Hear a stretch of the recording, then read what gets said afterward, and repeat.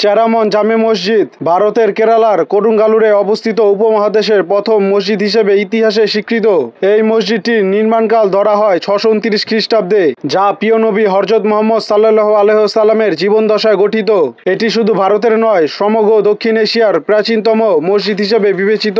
মসজিদটির ইতিহাস জড়িয়ে আছে চেরামন পেরুমাল নামক চেরার রাজা ও ইসলাম গ্রহণের এক বিস্ময়কর কাহিনীর সঙ্গে।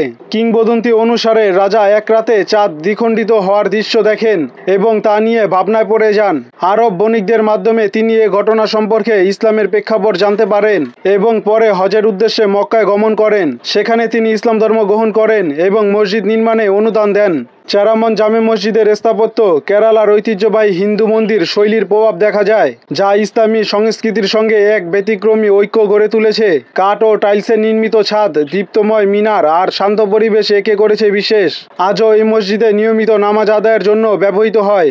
চেরামন জামে মসজিদ কেবল প্রার্থনার স্থান নয়, বরং ভারতের ইসলামের আগমনের জীবন্ত সাক্ষী।